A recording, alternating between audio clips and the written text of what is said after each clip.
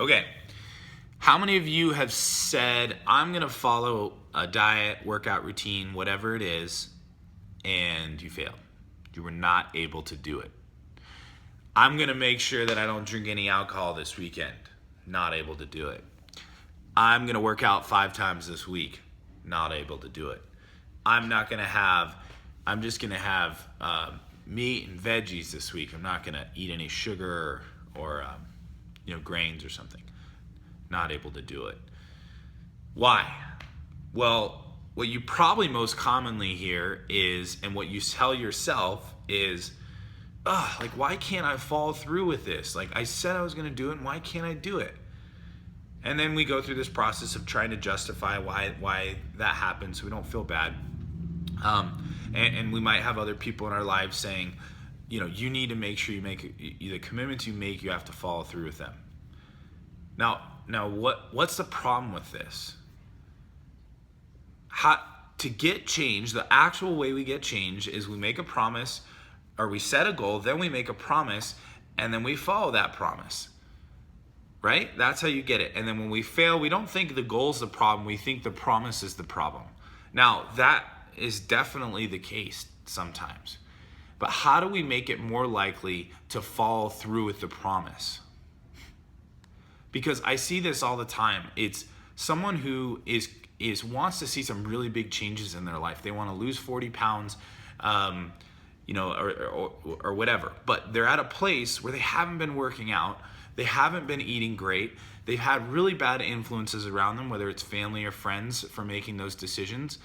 And then overnight, they want to say, I'm being healthy now.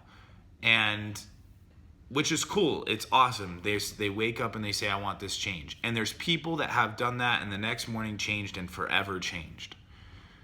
That's few and far between. And the reason every single one of us can resonate with the concept of, I have made that promise and I have failed, is because we set an unrealistic goal. We are not at a place where we can follow through with the goal that we set. And we set so many goals in our lives, whether it's for health or whether it's for work or whatever it is, and we fail more of the goals than we actually accomplish. There's a problem here. Let's stop setting goals that we're failing. Instead, let's set realistic goals that I can achieve, that are small, achieve it, celebrate it, and then move on to the next one and make it slightly more challenging. Because if you're failing all the time, you're feeling shame and guilt, and it usually ends up resulting in the behavior that we're trying to avoid in the first place. And we lose trust in ourselves to make commitments. Making commitments is about building trust. So I make it, I complete it. Now I've just built up my trust in myself just a little bit more. I make it, I complete it. I built up my trust a little bit more. So a good example of this is I have a client that we've figured out really needs to have Diet Coke. And I won't go into all the details, but snacks after work, figured out Diet Coke kind of helps kill some of those cravings, trying to lose some weight. So instead of saying, okay, well, you're on this diet right now and you're working with me, all that stuff, I want you to cut out that Diet Coke. Instead of saying that, it's, okay, well, if she cuts out that Diet Coke, she probably could do it, but then what happens? Then she comes home, and then she's hungry, and then she snacks, or gets away with not drinking it for 2 days, but then has a binge, where he goes out and has 3 Diet Cokes, or has a huge meal because like, screw this. So instead, all right, you can have Diet Coke, but it can only be half a Diet Coke, and then 6 days a week you can have Diet Coke, not 7. Why not 7?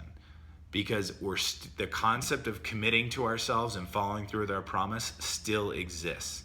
And we still have to practice that on a daily basis and build trust in ourselves. So I'm going to give you a goal that you can hit. 1 day a week, you have to make that commitment to yourself that you're not going to have Diet Coke. And let's see where this puts you. Now, this is an example of a realistic goal being set. An unrealistic goal is to say 30 days, no Diet Coke.